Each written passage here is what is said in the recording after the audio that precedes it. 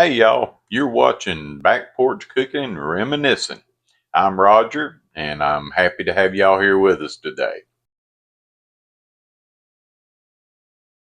Now today we've got a real treat for you. We're going to be doing a old Southern recipe that is just out of this world. And what we're doing is collard greens and cornmeal dumplings. Now, you may have never had cornmeal dumplings before, so you're going to want to watch this video to see how you make them. So, y'all sit back, relax, get you that cold iced tea, and we're going to learn how to make this. Yeah. Porch boards sway in a slow rhythm. Got the screen door sighing a low hum. That old wood stove is cooking something good. Smell of bacon filling up the neighborhood. So now the first thing that we're going to do is we're going to make what's called pot liquor out of these ham hocks. Now, our ham hocks were frozen, so we're going to cook them a little bit before we add our collard greens to it. But if you've got fresh ones that aren't frozen, you can put your ham hocks in your pot. We're using the Lodge cast iron Dutch oven, which reminds me, we have got a new Amazon store, and we have listed all of the cast iron stuff that we use and a lot of other kitchen things that we use on the Amazon store. So I'm going to leave y'all a link, and you can go to that link, click on it, and see if there's any of our kitchen gadgets or kitchen utensils that you'd like to have, and just order them straight off of Amazon. Makes it so simple. Back to our ham hocks. What we're going to do there, we've got those frozen ham hocks in there, and we're going to add 8 cups of beef broth.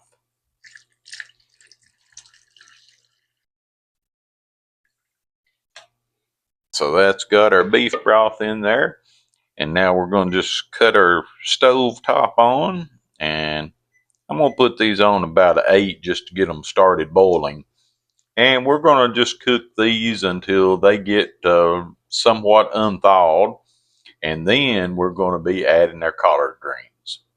Our ham hocks have been cooking, and they are now unthawed, and we've got some good pot liquor going on there.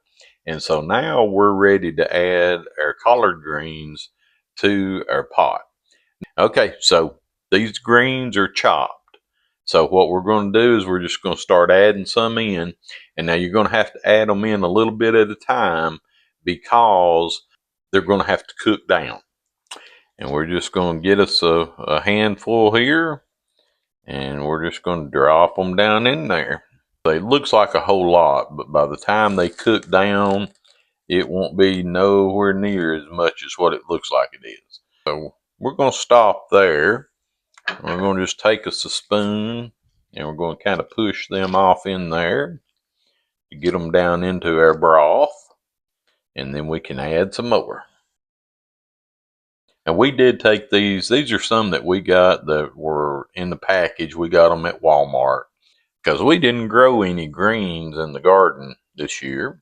These say on the bag that they're pre-washed and ready to eat. I would go ahead and rinse them again before I put them in my pot. I think they just need to be washed one more time. There's a big stem in there. You don't want to put the stems in. Like this right here was a big stem. Don't put those in there. Now you will have to, as time goes by and these cook, just like if you're cooking pinto beans or any other kind of beans, you'll have to check them, because you'll probably need to add more water to them as they cook. So just keep an eye on them. Don't let them cook dry. We got them all in the pot, and now We're just going to let those cook until they are nice and tender. All right, guys, so I've looked up some history on collard greens and cornmeal dumplings. So I'm going to read you what it says here. When you're standing at the stove watching a big pot of collard greens simmer down, you're looking at a tradition that goes back generations. Down here in the South, collards aren't just a side dish, they're a piece of our history. The practice of slow cooking sturdy greens comes straight from West African culinary roots, brought across the ocean and adapted by enslaved cooks who knew how to turn simple ingredients into something nourishing. They treated that nutrient-dense broth, what we call pot liquor, with respect, and nothing ever went to waste. That's where the cornmeal dumplings come in. Back in the day, cornmeal was a reliable staple that families had on hand.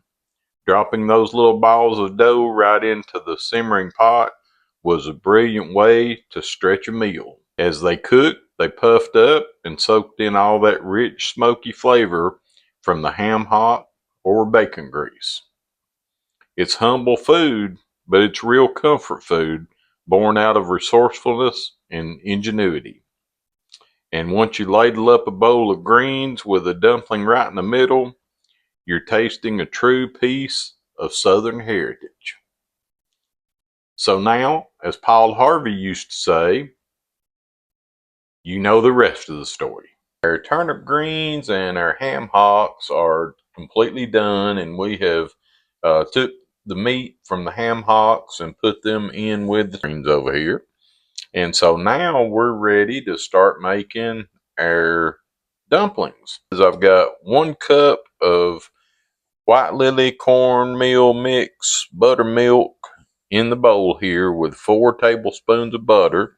And then I'm going to add 1 more cup to that. So we're going to cut that butter in with this fork, just like you would do if you were making flour dumplings. And this just takes a few minutes of doing it, but there's just really no other way to get this butter cut in than to do it this way. I think we've got our butter cut into the cornmeal. So now we're going to add our milk into this. And now, one thing, let me make sure I get this point across, is that this is a cornmeal mix. It's already got flour and everything already in it. So you don't have to add anything to it. You just use the cornmeal mix. Now, if you don't have cornmeal mix and you're using regular cornmeal, then yes, you're going to have to add your flour and baking powder and salt and all of that to it. So it really is easiest just to go get you some of this cornmeal mix. Okay, so what we're going to do is we're going to put in 3/4 of a cup of milk, and then we're just going to stir that in, and we'll see what it looks like.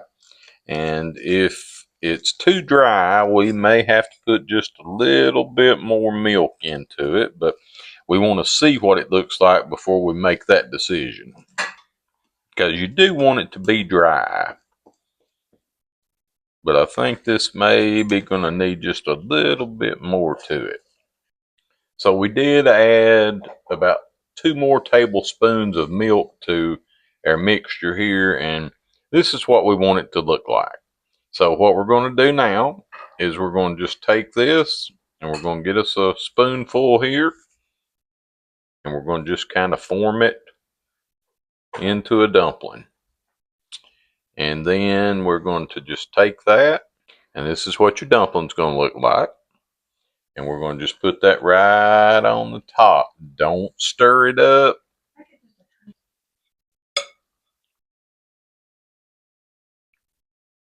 Just put them in there on top. And you're going to just do this until you get all your dough mixture into your pot. So we got all of our dumplings put into our pot. We've turned the heat off. So turn your heat off. And then we're just going to take our lid, put our lid right back on it, and let those dumplings cook. So this is what they're going to look like after about 15 minutes of cooking with letting them steam and everything. I did take some of the pot liquor and kind of pour over the top of them, but they're done and we are ready to give them a try.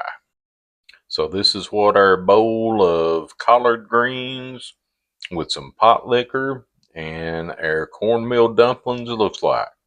It smells great and I am ready to give it a try. So got our bowl with our dumplings and everything. They are still steaming, so